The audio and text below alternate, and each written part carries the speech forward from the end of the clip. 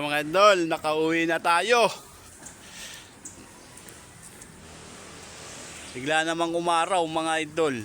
Dito natin iimpakehin sa bahay mga idol yung ating napitas na sitaw. Ayan.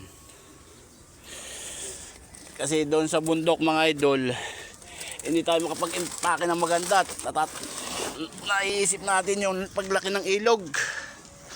Kaya inuwi natin ang bahay mga idol. Dito tayo mag-iimpake. Ayan po. Mag-iimpake tayo mga idol.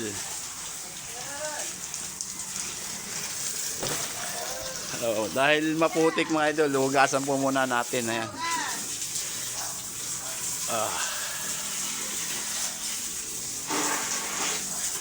Ayan muna mo siya munang ilatag.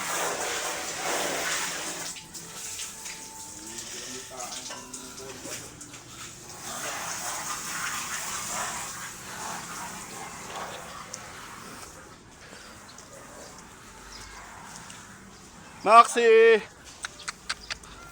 Ayan po si Maxi mga idol, ating bodyguard. Saan? Round kage ba?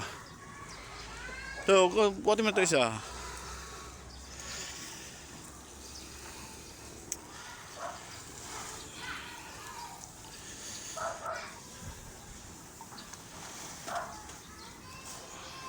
So, lalagay iyan. Kikiba ka ba naman eh.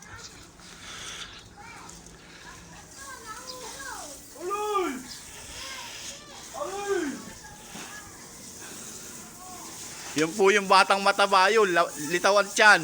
Yung kuno mo, basket. Wala na ba? Wala na, ya. Ito pa isa sa baba. Aya, hariyan na yun. Ayaw sa kabila yun.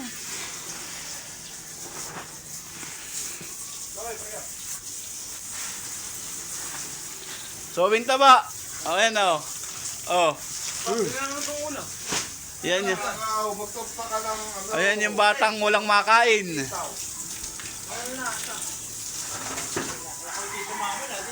nakagloloto. Kaya mo sa aspapa. Ayong bukas to. Hindi yung kambiyon pa. O, mamaya pagbalik namin ng titingga.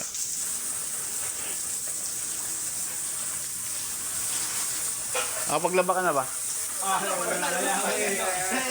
Magluluto, maglalaba. Ikaw, linis ka na ba? Linis ko. Ikaw na, pinakamauli ng anak. Hindi sumama na. Oy, Ron. Ha? Magbabayad ng tubig. Tubig. Magbabayad. Buli ka nga tita Iso.